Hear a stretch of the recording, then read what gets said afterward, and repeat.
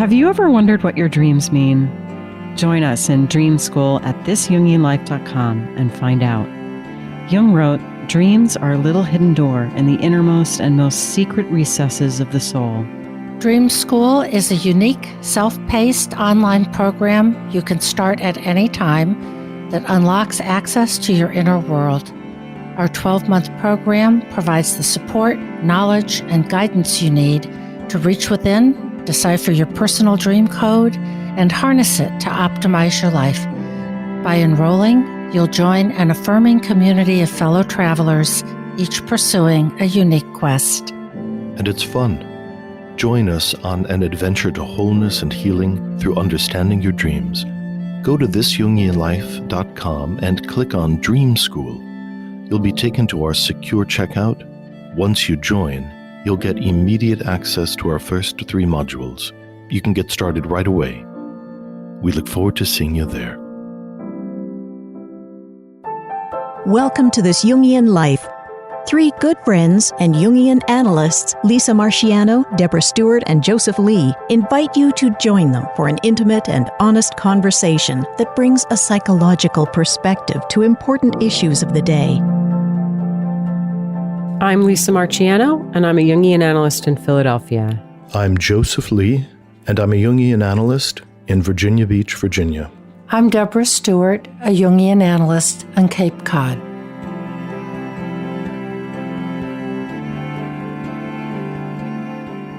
Today, we are going to talk about libido, or energy, which for Jung, unlike Freud, was life energy in general.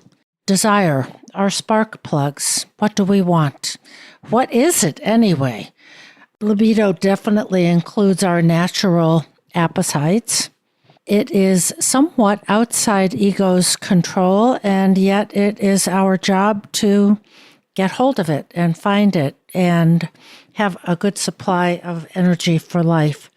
It is part of how we self-regulate and keep our body and our psyche and all our energies in balance. And it is going somewhere, leading us on to what we hope will be a real individuation process. So with that, let's explore this very, very important concept in Jungian theory. Yeah, this is one of the basic ideas in Jung's theory. And of course, it was around the conceptualization of libido that he and Freud ultimately split. So Freud conceptualized libido as energy that arises from the sex drive. And Freud felt that it was this energy that enlivened us and sort of animated us, if you will. Jung said, well, I can see that that's important, but I think there might be other things that motivate as well. And he proposed a generic psychic energy, a kind of general psychic energy that could flow into many different channels. And just to spend a minute on the history, I want to read out this quote from Jung's autobiography, Memories, Dreams, and Reflections, about his break with Freud on the issue of the nature of psychic energy. He says, when I was working on my book about the libido and approaching the end of the chapter, The Sacrifice, I knew in advance that its publication would cost my friendship with Freud. For I planned to set down in my own conception of incest the decisive transformation of the concept of libido. To me, incest signified a personal complication only in the rarest cases. Usually, incest has a highly religious aspect, for which reason the incest theme plays a decisive part in almost all cosmogonies and in numerous myths. But Freud clung to the literal interpretation of it and could not grasp the spiritual significance of incest as a symbol. I knew that he would never be able to accept any of my ideas on the subject. And you may be wondering, what the heck does incest have to do with psychic energy? But Jung felt that incest was a symbol for a desire to regress into the loving, warm arms of the mother, as it's a kind of resistance to adaptation. So it's where the libido doesn't flow, the life energy doesn't flow out into life, but kind of flows back in, and the person chooses to kind of stay very much in a childhood position. So this was the issue ultimately that signaled the end of Jung's friendship and collaboration with Freud. So this is a common conundrum that we find in the consulting room. Clients often come in saying that they feel blocked. And one way we could translate being blocked is there's something that seems to be going wrong with the flow of life force, at least as they're expecting it to be. Somebody wants to go back to college, but they can't find the life force to do what's required to get there. Somebody is considering proposing marriage to their partner, and they can't rally enough life force to take a step to move forward in a direction which they themselves have identified with and have decided this is the best course, it's the course they want to move, but somehow they can't rally something inside of themselves to take action around it. And I think the key to that lies in the relationship to desire. Because part of what Jung was differentiating in his separation from Freud is that libido isn't specifically a sexual desire, but more deeply it is the desire nature itself. Mm-hmm. And that one could then say that human beings are fundamentally desirous creatures. And the object of our desires shifts and is tempered by all kinds of conditions. Maybe we have a very temperate or small desires. Maybe we have very, very grand images that move us forward in life. But desire is the key. And there are many life experiences that assault desire. So both Freud and Jung had a sense of the evolution of the libido or life energy, that there are certain things that we desire when we're 6 months old, which of course are highly age appropriate. Those same desires would need to be shaped and pursued very differently when somebody is 20 years old. There even may be an undercurrent that relates the early desires and the desires we experience in young adulthood, but there needs to be some kind of a shaping process. So one of the places where I think people get locked up is that as the life force is trying to transition from its infantile objects to its mature objects, something happens and inhibits or blocks that process. And in the analysis, part of the work is weaving backwards, often through the spontaneous imagery, trying to find what's stuck where. Yeah, I remember working with a client who had no desire. There was nothing this person wanted. And it was such a chilling experience to sit with someone who had no desire. And I remember thinking at the time, I think I could work with anyone as long as that person had a desire, because it's that animates us. And of course, you're absolutely right, Joseph. People come in all the time with that energy blocked in some way. They can't access it, or they can access it for a little while, but then it seems to run through their fingers, and they have a desire and they feel motivation to move toward it, but then somehow they can't make themselves. And there's all kinds of different ways that can look. It's so clear that it is desire that animates and enlivens us. And I'm thinking that part of this transition, as you were saying, Joseph, from immature desires or objects to more mature ones, is the transition from having those desires fulfilled by an external source to being able to muster up the gusto, the energy, the moxie, whatever you want to call it, of I can do it for myself. That it is within rather than an external source, which is what I think Jung is talking about with incest and this paradise of childhood. And childhood may not have been much of a paradise for many people, but the essential condition of it is that your desires are gratified or not, dependent on external forces. So what we try to do is to help people find their own internal energy, their own wellspring of desire, motivation, and just plain, what do you want? Where are you going? What's next? Yeah, where is the energy? Yes. And how do you want to use your energy and your gift for life? Given the inevitable limitations and constraints that we all have, nevertheless, where's the life spark?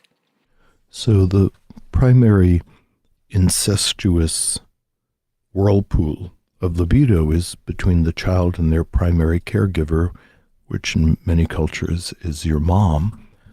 So the child and the mother become the kind of incestuous dyad, which is appropriate for a baby, because the baby is totally dependent upon their primary caregiver, and all of their energy dances between the caregiver and the infant.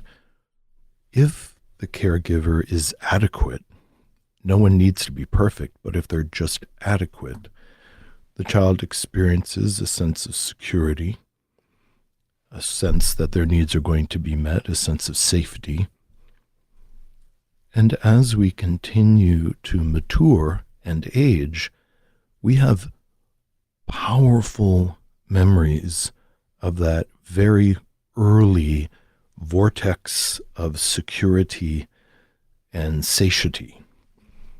If something prevents us from feeling gratified or feeling pleasure or achieving something gratifying and pleasurable in the adult life, there is the seductive return to the fantasies of childhood.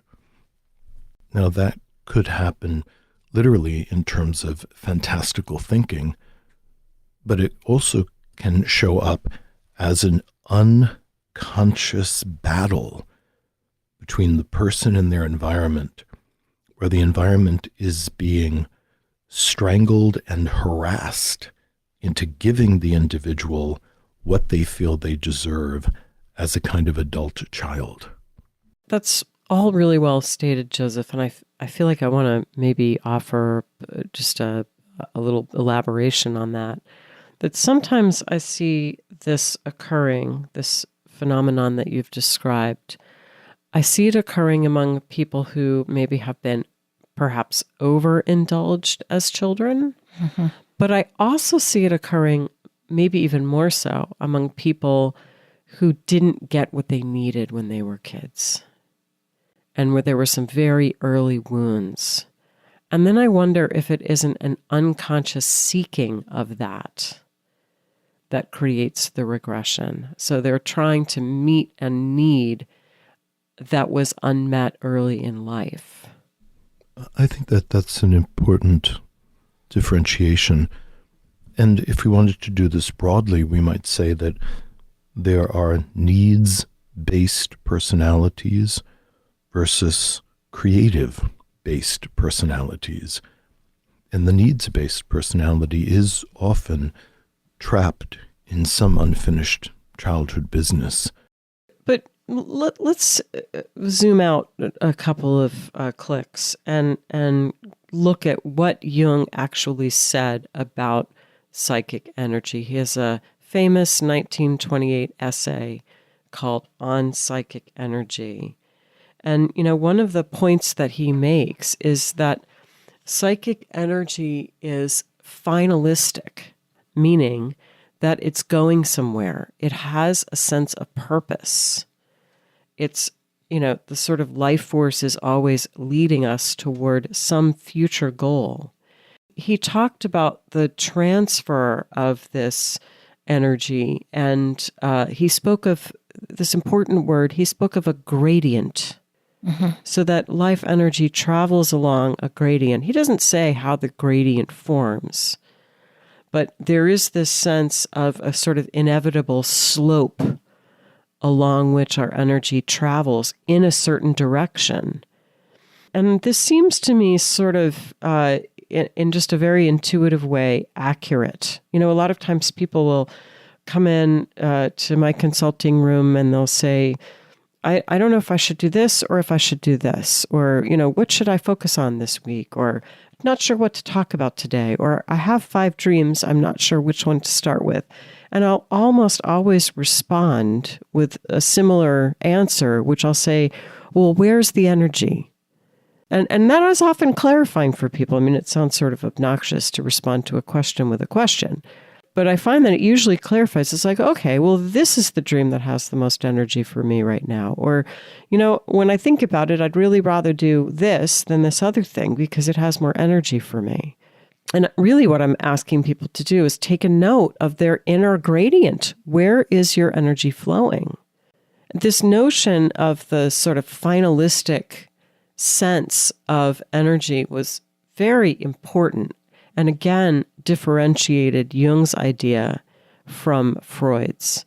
Because if you take a given psychic situation and you ask yourself, what happened in the past such that this has gotten constellated now, that is a worthwhile and important approach, but alone it tends to be reductionistic. So I'm having trouble getting out of bed because I was sexually abused by my uncle. So it's very important to know that you were sexually abused by your uncle. It's very important to deal with that. That is a very big thing that undoubtedly has numerous repercussions on your current life and functioning. And Jung would say, and in addition to looking back, what does your life situation want for you in the future? Like what could the potential future importance be of you not being able to get out of bed? What might your psyche be trying to tell you that you need to do? And that's this sense that energy is flowing towards some purpose. And that's a very important part of his thinking on psychic energy. So what this really presupposes is the ability to hold the tension of the opposites, which is what Jung says creates the gradient along which libido or life energy can flow. And the tension of the opposites can be very specific to a given situation or life history, but basically it's about conscious and unconscious confrontation. So to use your example of the person that can't get out of bed in the morning, how does that person have an inner dialogue, a real contest with him or herself saying, oh gosh, I really don't want to get out of bed. And another part says, yes, but the day will hold this or that or the other thing. And to allow that tension between the yes and the no to really build, and that creates the gradient through which the third thing can appear, what Jung calls the transcendent function, so that it's not about do I or don't I, but what will that new thing be, the new impetus, the new idea, the new source of libido. And that's important, Deb, and it strikes me that this goes back to this notion of desire, because where there's no desire, there is no tension of opposites. And so it's sort of like, the winds are completely becalmed and there's no movement. And that is what creates what we call symptoms. Then, to use this hypothetical example, the person doesn't get out of bed because there is no tension. Something has collapsed. And instead of having a good energetic tension of opposites, it's just stasis. Another idea in that realm that's occurring to me is there's a difference between what we think we're supposed to want versus what the psychic energy wants on its own. That if we think of the libido as its own kind of intelligence that organizes around images that it has chosen without our conscious knowledge, then I think we're closer to the reality. So it may very well be that somebody is trying to force themselves to want to get out of bed, to go and take care of some handful of things, pedestrian things, and that the libido actually has no interest in any of that, although everyone's telling them, and it's a good idea to get out of bed and take a shower, just for its own sake. Yes, then it becomes the item on the to-do list, and it veers into the realm of the shoulds. I really should get out of bed. I really should take a shower, and I should, and the list goes on, and there's no real energy there, which takes me to the importance of a symbol, which is a very Jungian key concept. And not to make it sound too grandiose, that something will appear in the sky and light you up inside, although that could happen. But what is that third thing that says, I really want this, or there's energy here, not in getting up and taking a shower and just going through the steps of plodding through my day, but the part of me that has a resonance to getting to that class or finishing a project at work or, some area where there is a genuine life spark that represents a meeting place for conscious and unconscious and for those two opposites of get out of bed or not to coalesce. And this is where dream work is so important. That often people's outer lives don't seem to be calling them out of their bed, so to speak. But often in the dream, if we just hold that one question about what is interesting to you while you are dreaming, because often in the dream, people will see something and they'll be motivated to move towards it, or they'll have a conversation with somebody, or they'll take an action that has meaning in the dream world. And all of those kinds of desire-based movements in the dream world are giving us a sense of what kinds of symbols hold vitality for that individual. Not in an overly concrete way. Somebody might have a dream that they went for a bike ride and they really enjoyed it, when in real life they haven't been on a bike in 20 years. I am talking about myself. But it may very well be that the bicycle and riding the bicycle has a certain symbolic value, which is mobilizing, which is transporting the person through their own muscular agency and the pumping of their legs from one location to the next. And if we can stay close to that symbol, let's say of the bicycle, somebody might find a flicker of desire, which just getting out of bed as an idea just isn't enough to move them. Yes, that's so important, Joseph, of how we move to the internal world and the world of the unconscious, and dreams give us access to that. And I'm thinking about a client that I had many, many years ago who had a dream in which she wore red high heels. And when the dream image of the mother appeared, she quickly, in the dream, took off the red high heels and put on some other kind of shoe.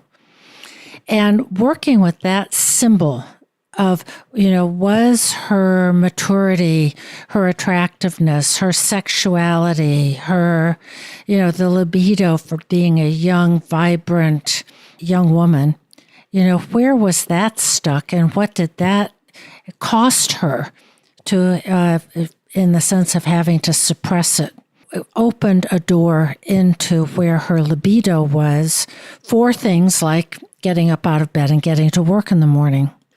Yeah, I appreciate, what you've both been speaking about. And I think that this notion about sort of what's a should, what does our ego say we should want to do versus where is really the energy is so, so important. Someone will, come into session and feel very perplexed about why they can't make themselves do things that they've always had an easy time doing. Let's say they've been working in one career and it's been going along swimmingly, but now suddenly they just, their feet feel leaden when they walk out the door to go to their job or whatever. And it's like, to me, I'm curious about that. I'll ask questions with an eye toward understanding what's happening to the libido, what's happening to the psychic energy. And sometimes, there's a specific problem, like the person needs to be refueled by a new goal, for example. But sometimes it really is like the psychic energy has drained away from that project. I'm thinking of colleagues of ours who have started analytic training and then for whatever reason have left. I mean, this happens, as we know, not infrequently. And sometimes I don't know the ins and outs of all of those stories, but sometimes, I've spoken with someone who's decided to leave training and the answer is, it just doesn't have energy for me anymore. The energy is drained away and it's gone somewhere else. And I think that we have to listen to that and give ourselves permission to listen. What's the energy doing? This reminds me of my very first supervisor in Jungian training, and her word was enlivened as sort of a good way to capture where is the energy, for a particular client or anybody of what is enlivening for that person. And the energy can drain away, and what was once enlivening isn't. And the energies move someplace else. And it might be to start your own business. It might be, we have a colleague who started a whole business that had to do with vineyards and wineries, of what is enlivening for you right now. Mm-hmm. Jung also was really clear that we can't overly manipulate this process. He writes, "It does not lie in our power to transfer disposable energy at will to a rationally chosen object." That we can make ourselves do certain things, regardless of whether or not we desire them. We can force ourselves to fold laundry, although nothing in us says, ooh, laundry. Because we can, the ego has a little AAA battery of energy to kind of limp along and do a handful of things just because it thinks it's a good idea. But on the deeper level, he writes, psychic energy is a very fastidious thing which insists on fulfillment of its own conditions. Which brings us back to the idea that the libido has its own final place that it's trying to attain, as you were saying, Lisa. So sometimes in therapeutic work, once there's enough trust that's been built up, I'll ask people, what are you not supposed to desire? Oh, that's a great question.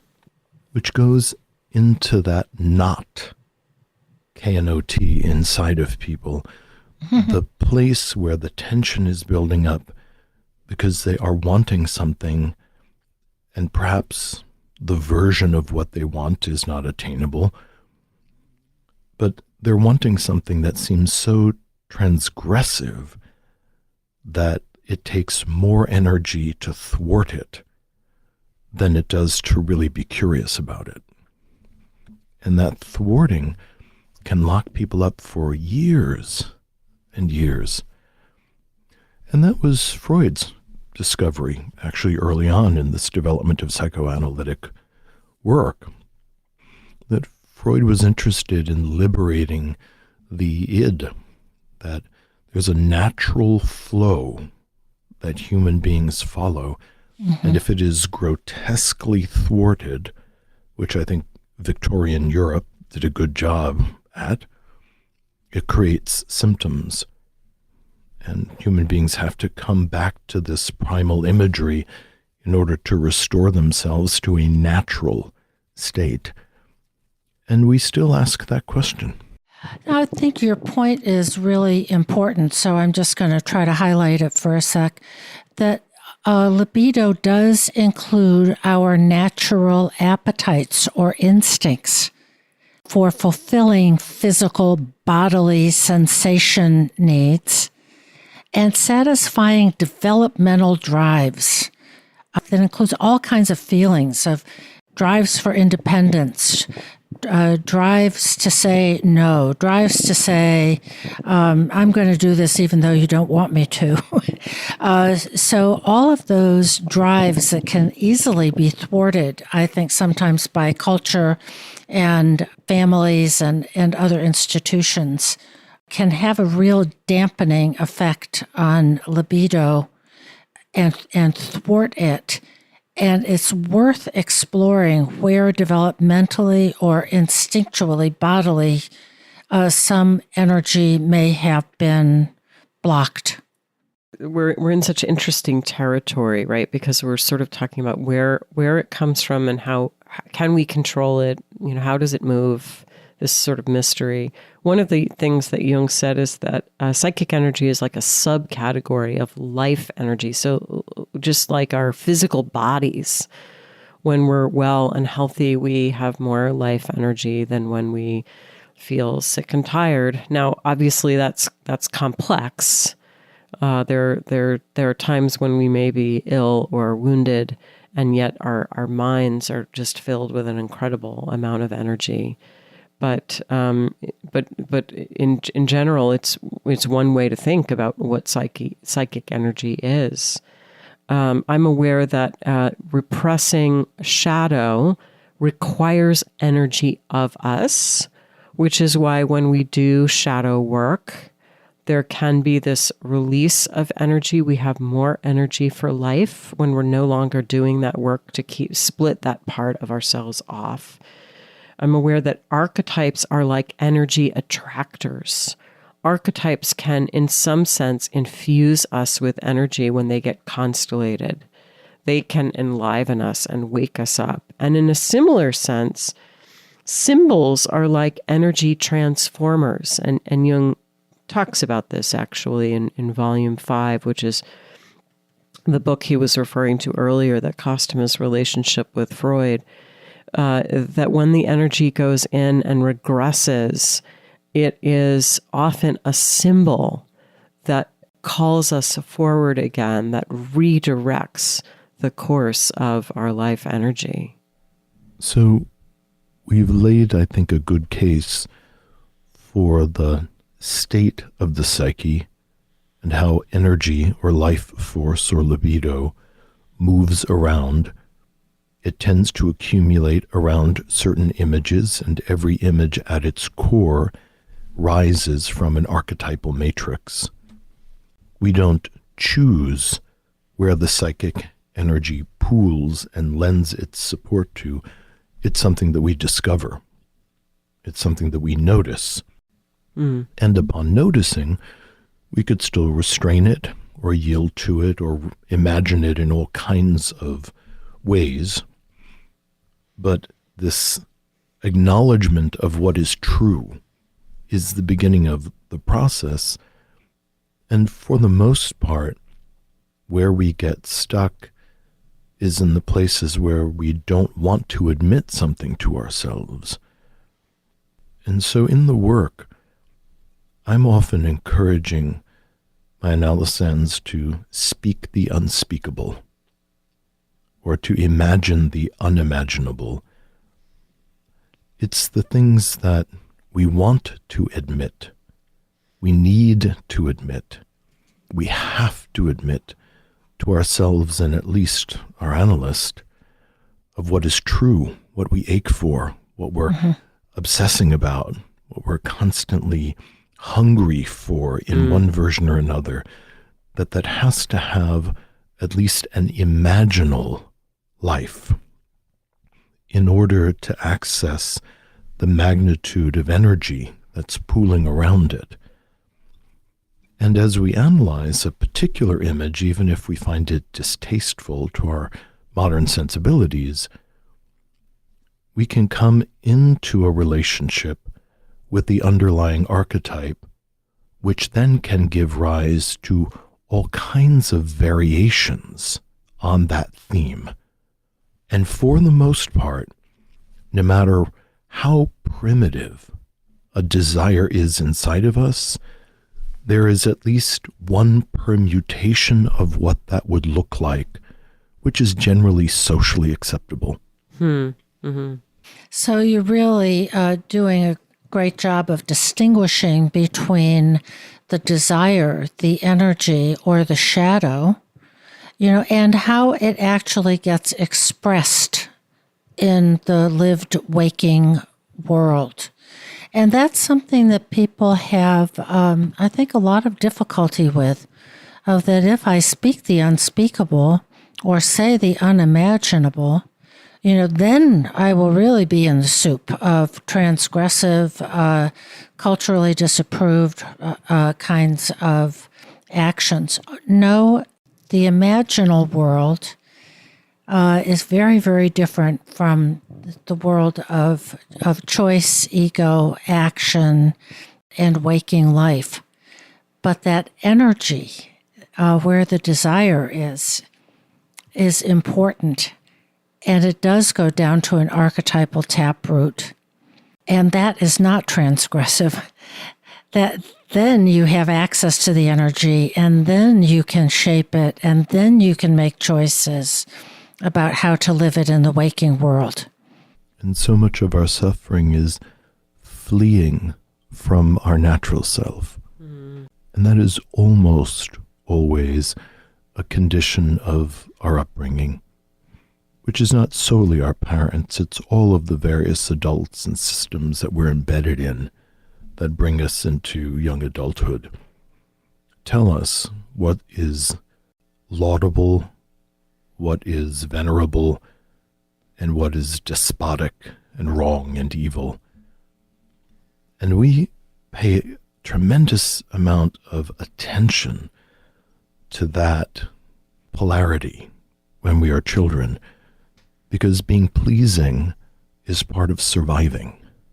So if the environment tells us who we need to be in order to be pleasing, there's an awful lot of our authentic nature that we're going to hide, that we believe, or we've gotten some pretty strong signals, aren't going to be okay to the environment that we're in. And having to go back and unravel all of that is deep, and sometimes it feels dangerous. But it can release a lot of life energy. I want to take a little turn, if that's okay, and talk about maybe how we conceptualize psychic energy in terms of diagnoses. I'm thinking about mania that can come with bipolar disorder, and that we can think about that as an excess of life energy, too much life energy. So people with kind of classic symptoms of mania may do things like go on enormous shopping sprees and buy all kinds of things, buy 18 dozen red roses and send them to their lover or something. They may go take the car and drive all night, and in the morning they're 3 states away. it can obviously be dangerous. It's exhilarating to the person who's experiencing it. It's expansive. I think sometimes, people with bipolar disorder, in my experience, sometimes are incredibly creative people who can be amazingly productive.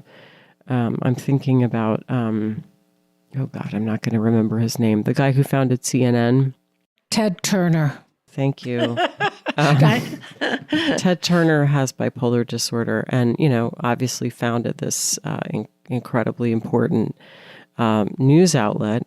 I have worked with people or known people in my personal life who didn't have bipolar disorder themselves, but maybe had a sort of subclinical version of it. I'm thinking of one person in my personal lives whose siblings have the full-blown disorder and have been, unfortunately, they've had very difficult lives. But my friend is not impaired by it, but he does have just a remarkable amount of energy and has been incredibly successful in business.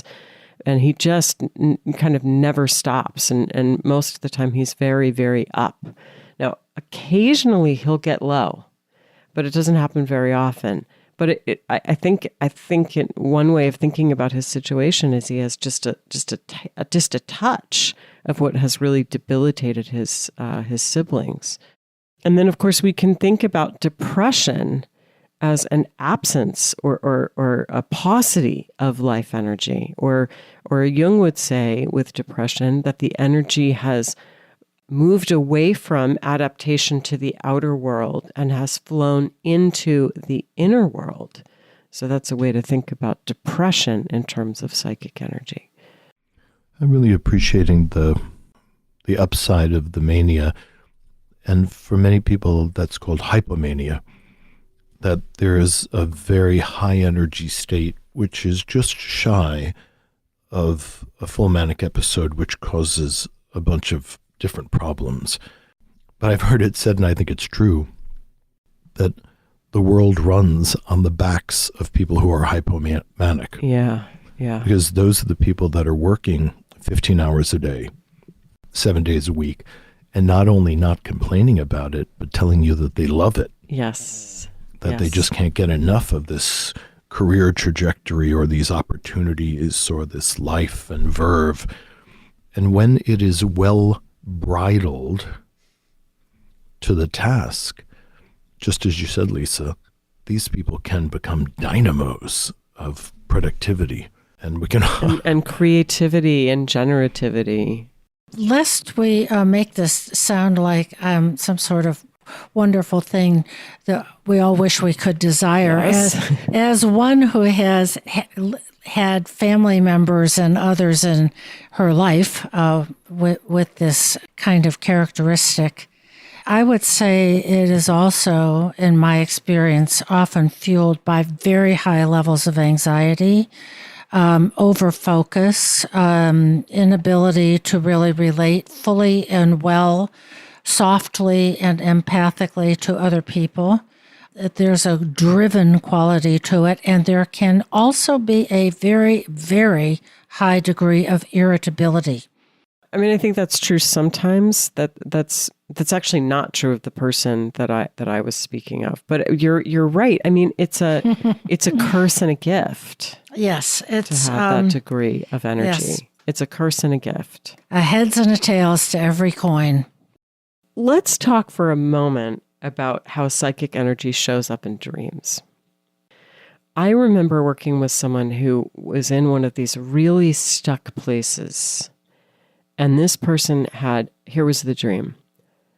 I'm standing in line in a big, cavernous, dark post office, and the line is not moving. And of all places to situate this dream, isn't the post office somehow really perfect? I can't help but enjoy that image. So given what you know about this person, the dreamer, and that dreams are compensatory, I'm kind of wondering if they have a hypomanic predisposition, that it makes sense they would have a dream where they're held to something slow and methodical. That wasn't the sense. It was more that the dream reflected the outer situation.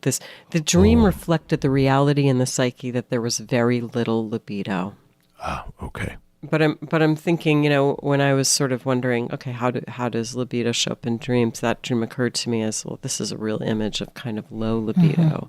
But of course, some people have dreams that are pages and pages long, where they're, attending vast parties or doing all kinds of energetic things, or eating, wonderful feasts, and that might be an image of someone who has a lot of psychic energy.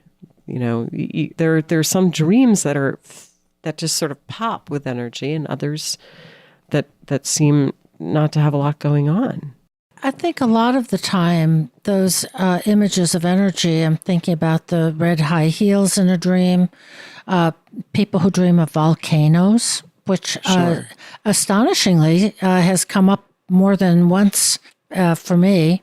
Things like rivers, alligators, of all things. Those are images that have a lot of energy, and often it's compensatory.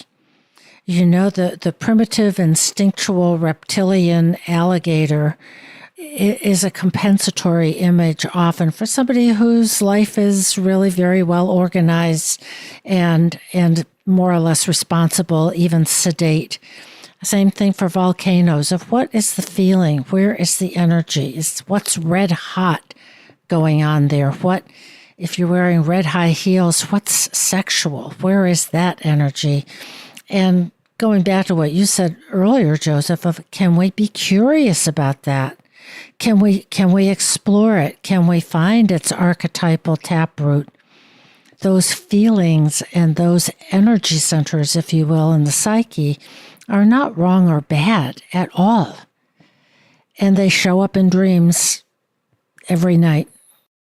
A last bit that I think we've brushed against, but maybe we can lift up for a minute, is the idea that libido is released when we submit to a sacrifice. That often when any of us are kind of stuck, maybe we've been stuck for years, or maybe we've just been stuck for a few weeks, I'm always curious about what is moving towards that altar of sacrifice in my psyche that I am resisting. And if we think about sacrifice, the archetype of sacrifice, we are letting go of something at a certain concrete level so that the energy can be liberated and something at a higher arc or a higher level can be attained. It's a kind of translation of force. So when we have outworn the usefulness in a particular career or relationship, where we're living, 1,000 other things that we've chained ourselves to, when those things are no longer interesting to the libido, to the energy itself, we are called to sacrifice. We have to find the energy to submit our resignation, or to put our house on the market, or to say goodbye to a friendship that we have outgrown. And all of those things, particularly when they happen at a point of choice, so that we have a sense that we are taking full responsibility for the letting go, the ending of something, liberates a huge amount of force. And we've probably all had that experience of how vitalized we feel when we arrive at the new house, or how much enthusiasm we have for the new friend that's full of promise, or all the creative ideas that we suddenly have at the new job, if it's a good fit. So what has to be put on the altar of sacrifice in order to move us out of the sargassum sea, so to speak? This goes right back in a way to where we started with Jung, and he calls it the sacrifice in the volume that he wrote that represented his split from Freud, and that the sacrifice was of the childhood desire for dependence and being taken care of, for the risks of the unknown. When you put your house on the market or you take that new job, you don't know yet that it's all going to be great. You have risked your equilibrium. You've been able to endure some anxiety in moving to a whole new state, let's say, undertaking a whole new career or at least a new job. Has to do with the hero's journey, and I'm willing to go on the adventure. I'm willing to leave the known, the friendship, the habitual life structures, all of my normal routines, to try something new. And I don't know if it will work or not. And that's a sacrifice, but it is energizing. And the ability to absorb, accommodate, tolerate, manage, self-regulate with anxiety is an enormous component of adulthood, maturation, and adaptation. And that might be a good place to switch to a dream. Hey, Lisa, what's been going on about your book? Well, it was released on May 25th, and sales have been strong, and I've been receiving so many lovely emails and texts and phone calls from friends and from people that I don't know, telling me how much they've enjoyed the book, and so that feels really great. The reviews on Amazon have all been glowing, and that's been really heartening. It's just really wonderful to know that this project of mine is resonating with so many people. I'm just so happy for you, and it's such a lovely, lovely book, both deep and accessible, about the inner journey around being a mother. That's never been written about. It hasn't been out there. And that it's getting such an enthusiastic, heartfelt reception. It's wonderful. Yeah, I would love it if listeners who've read the book could write a review on Amazon, because although there are many wonderful ones there, more is always better. So thanks in advance for that.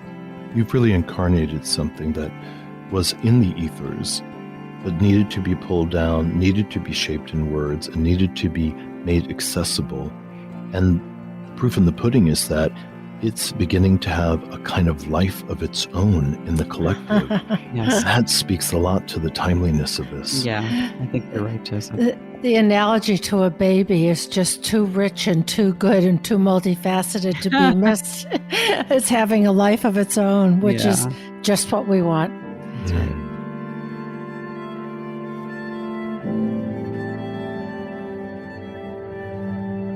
Our dreamer is a 41-year-old male who works as a part-time home educator and part-time systems analyst. And here's his dream. I'm walking around a garden praying. I'm not sure whether I'm praying to God or to the earth or to the trees, but I'm expressing gratitude for the beauty around me. There are two huge beech trees next to each other at the end of the garden.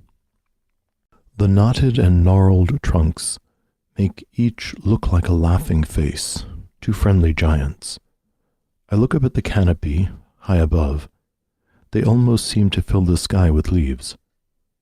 Then I notice that one tree is rocking in the wind, and there is a crack at the base of the trunk that opens and closes as it does so. I'm concerned that the tree will fall. Behind the trees in the neighboring garden is a large modern house, which looks rather austere and forbidding. I wonder if I should warn the people in the house about the tree.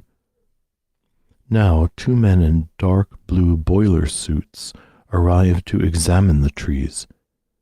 Each reaches out a hand towards the tree, but before they can touch them, both trees fall over with a crash. I'm sure the house will be smashed, but instead the trees fall neatly onto 2 flatbed trucks which happen to be waiting. The men examine the trees and shake their heads. The trunks were hollow, and it's clear that they were not attached to the roots at all. The trucks drive off. The garden is left looking empty and forlorn. He adds, "We are about to move to a different part of the country and are setting up a co-housing community. I'm also likely to change jobs. I'm in the middle of a reassessment of my faith and spirituality." The main feelings in the dream were gratitude and curiosity initially, then mild concern, then a feeling of disappointment. And he adds, "I used to work away from home and would stay with an older couple. In the dream, the garden belonged to them, though it was not like their actual garden. I've always felt a particular love for and connection with trees and woodland." Well, I think that the dream has a very poetic patina to it, which is interesting, and underneath it, there's an image of hollowness. So when he talks about a reassessment of faith and spirituality, I'm wondering if, quite frankly, the dream maker is confronting very directly, saying that these high and beautiful ideas that are woven into the spiritual viewpoint are not resilient, that with just a little tap of the fellow's hand, it all just comes crashing to the ground, and no one is injured by it. But it's a demonstration that it's not rooted and it's not sustainable. So I think I'm with you, and I'm thinking that this dream is a little picture story of disillusionment. There's initially these trees look like 2 friendly giants, about which more later, perhaps. But that's actually not the reality on the ground. The reality on the ground is the trees are dead, and they're not even, what's the exact wording? They're not even in touch with the roots. They're not even rooted in the soil. Whatever these trees represent, this sort of idealized something, there's no rootedness to them. Mm-hmm. And then the 2 men show up in the boiler suits. So these are workmen. They're practical. They're just there to get the job done. And clearly what's supposed to happen is these trees are supposed to be hauled away. They brought a flatbed truck with them. And in fact, the trees fall neatly onto the truck and are taken away in this very unpoetic kind of denouement. So something about the trees with their happy faces and their friendly giants made me a little suspicious right at the get-go. Because when we're really in touch with a numinous content, it doesn't feel friendly. It feels overwhelming. So the fact that the spiritual element represented by the trees was imaged as something friendly feels like it's gotten a little too domesticated. I think we're all seeing this very much along similar lines. And I was thinking about, at the beginning, the branches of the trees and the praying and filling the sky with leaves is this sense of what's up above, a kind of spiritualized beauty and glory versus the roots. Where are our psychic roots? Where's our fundament? Where are the instincts? Where's the nitty-gritty? Where's the shadow? Well, those are our roots from which, all kinds of nutrients have to travel up through the roots into the trunk. And these tree trunks are hollow. And I'm connecting it with the dreamer's life situation, where he says that they're going to move to a different part of the country and set up a co-housing community, and that he's likely to change jobs. And I'm wondering about, is it necessary to go into this life transition, which might have sort of an idealized hope and goal to it of co-housing, and just remember to stay rooted, grounded, practical in pursuit of these ideals. That all rings true. In the first part of the dream, I was also thinking about nostalgia, that there's something about the two trees looking like friendly giants that reminds me of childhood, reminds me of being very young.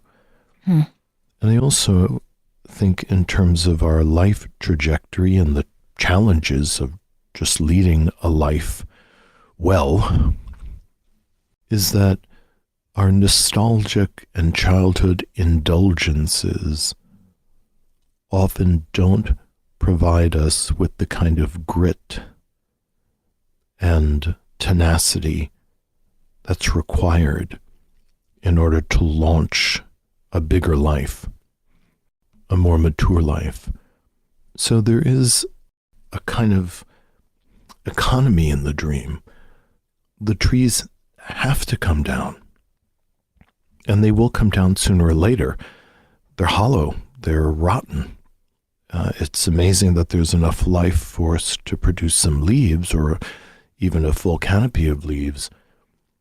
But actually, these enormous trees fall because of their own weight. Yeah. The guys don't even have to touch them, although I think the first reading I thought they had, that the burden of propping up whatever that is with nothing inside of it that's substantive, it's only a matter of time before it's going to break away. You went to the nostalgia of childhood, and I went to the myth of Baucis and Philemon, possibly because in the dreamer's comments he says that he used to work away from home and would stay with an older couple. And in the Greek myth, Baucis and Philemon were an elderly couple, and they were very poor, and they offered hospitality to two gods, Zeus and Hermes. Now, they didn't realize, because the gods were disguised, that they were, in fact, gods. And they invited them in and scrubbed the table and were preparing to sacrifice their one and only goose to feed their guests when the gods revealed themselves as an abundance of a pitcher that never emptied of wine. And they granted the older couple's wish to die at the same time, and they were turned into two trees. And when they did die, they were turned into two trees. And I'm thinking about what's dying here. What is old, the older couple and these trees that are clearly lifeless inside. And they simply topple over onto the two flatbed trucks. And it's not even a big deal in the dream. It's just sort of this is the work of the day. This is what we're doing. And I'm curious about what's ending for this dreamer. Yeah, that's a good. It brings up for me the fact that the garden at the end is empty and forlorn. Two things come up for me about that. First of all, that there may be a time coming, or perhaps this dreamer is in this time, where things feel empty and forlorn, and that emptiness needs to be born. I also wonder if there's been some defense against loss or mourning. Deb, you said, what's dying here? Is the dreamer defended against this? I mean, these trees are dead. Trees that don't have any connection with their roots are dead trees. But the dreamer's sort of celebrating them as if they're beautiful. And sometimes we hold on to things longer than we should have because it's so painful to relinquish it. And I wonder if there's a little bit of that being imaged in the dream as well. You've been listening to This Jungian Life. From our website, thisjungianlife.com, you can follow us on Twitter, like us on Facebook, Help us produce future episodes by funding us through Patreon and submit your dreams for possible interpretation on another episode. We'd like to thank our listener who shared a dream for today's show and hope you'll let us know what topics you'd enjoy hearing more about. Until next time, keep living this Jungian life.